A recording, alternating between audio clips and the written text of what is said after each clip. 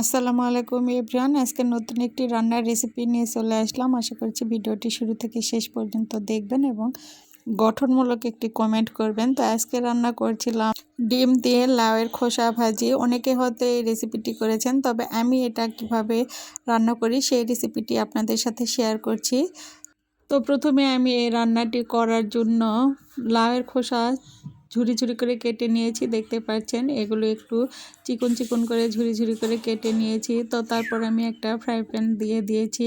তো এখানে আমি কিছুটা সরিষার তেল দিয়ে দিলাম। তেলটা যখন গরম হয়ে যাবে তখন এখানে আমি দিয়ে দিব পেঁয়াজ কুচি। তো পেঁয়াজ কুচি দিয়ে দিলাম, সাথে 2-4টি রসুনের কোয়া দিয়ে দিলাম, আর সাথে 2টি কাঁচামরিচও দিয়ে দিলাম।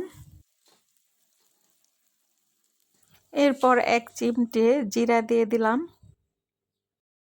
আর এরপর আমি কাঁচামরিচটা একটু ছোট ছোট করে কেটে নিচ্ছি।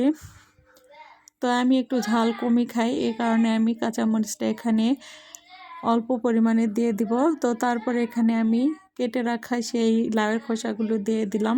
এরপর স্বাদ মতো লবণ দিয়ে দিয়েছি, তারপর দিয়ে দিয়েছি মরিচের গুঁড়ো, হলুদের গুঁড়ো, সব স্বাদ মতো দিয়ে দিলাম। তারপর আমি আবার একটু নেড়ে চেড়ে নিব কয়েক মিনিটের মতো। এগুলো যখন একটু ভাজা ভাজা হয়ে যাবে সে পর্যায়ে আমি এখানে পানি অ্যাড করে দিব।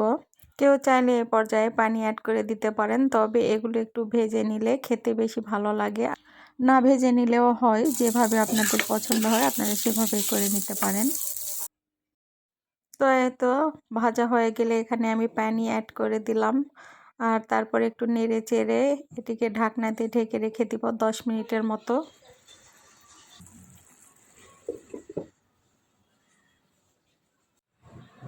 10 মিনিট পর আমি ঢাকনাটা খুলে এটিকে একটু নেড়ে চেড়ে দিব না পর্যন্ত পানিগুলো শুকিয়ে যায় এটা থেকে, ঠিক ততক্ষণ পর্যন্ত আমি এটিকে রান্না করে নিব। আর এই পানিগুলো যখন শুকিয়ে যাবে সে পর্যায়ে আমি এখানে একটা ডিম অ্যাড করে দিব। তো এখন কিন্তু দেখতে পাচ্ছেন যে পানিগুলো প্রায় শুকিয়ে এসেছে। এ পর্যায়ে আমি এটিকে আবার একটু নেড়ে চেড়ে দিয়ে এখানে আমি মাঝখানটায় একটু জায়গা করে নিব ডিমটা এখানে দেওয়ার জন্য।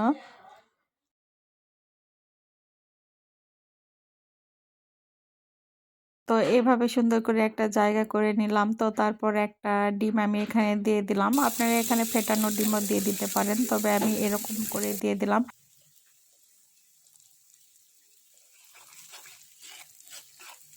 হালকা পরিমাণে একটু সেদ্ধ হয়ে গেলে আমি ডিমটা লাউয়ের খোসার সঙ্গে সবগুলোর সঙ্গে মিশিয়ে নিয়ে এভাবে নেড়ে চেড়ে এটিকে রান্না করে নিব আরও বেশ কিছুক্ষণ ধরে।